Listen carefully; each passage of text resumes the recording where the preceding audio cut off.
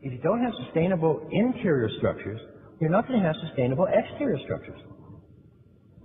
And so an argument can be made that since famine occurs only in countries that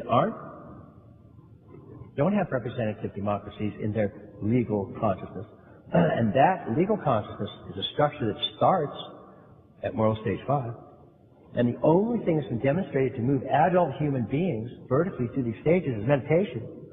And about the single most important thing you can do to cure famine is get people meditate. So,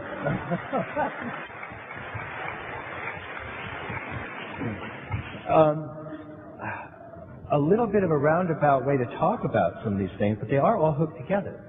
And it's another good example of whenever you just go into any field you want, whether it's law or science or art or history or business or psychotherapy, and find the recalcitrant problems that have been around for decades, and you're going to find ways to put them together, and you're going to have a really, really important piece of information. That's sort of the rule of thumb of the integral age that we're coming into.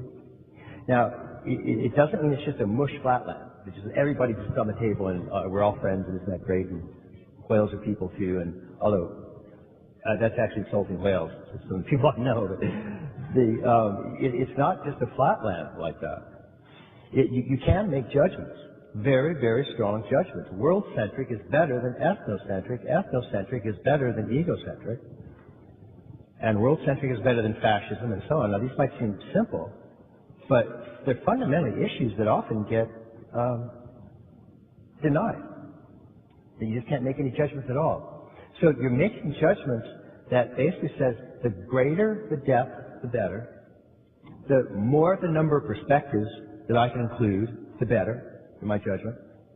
Even in my emotions, Carol Gilligan's study of female moral development, it was still egocentric, ethnocentric, world-centric.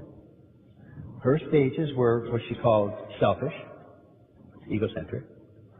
Then the next stage is called care. You can care for somebody else, that's ethnocentric. And then her highest stage is universal care, world-centric. Now she's added a fourth stage, integrated. And what all of these again have in common, we talked a little bit about it earlier, is increasing the number of perspectives, increasing the amount of consciousness that you have. Because it's not just a cognitive thing. It increases the amount of love that you have.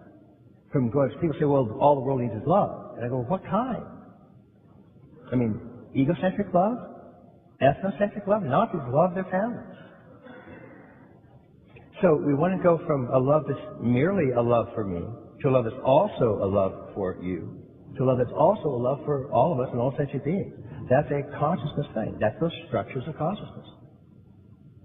And one of the sort of really good news items, if you are involved in a genuine meditative practice, and certainly in integral forms of that, is you're increasing the likelihood that your structures of consciousness, your stages of consciousness, are going to expand, to increase the number of sentient beings that you can hold in your mind and in your heart.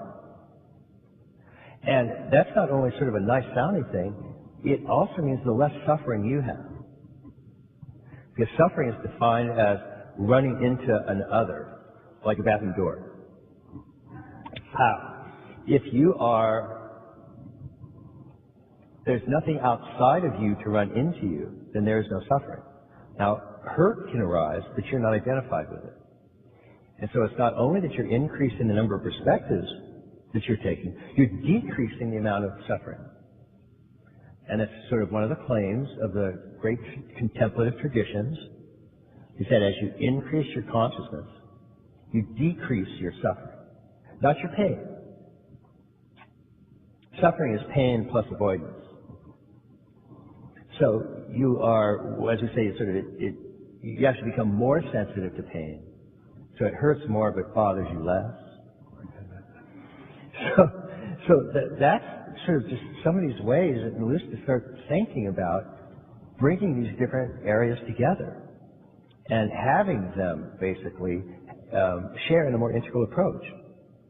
And this is, I didn't mean to kind of sort of get lectury on this, but I really feel strongly that it's an extraordinarily important endeavor, and it's something that you can do by simply finding those tension spots And then finding ways of taking both sides and finding what element of truth is there.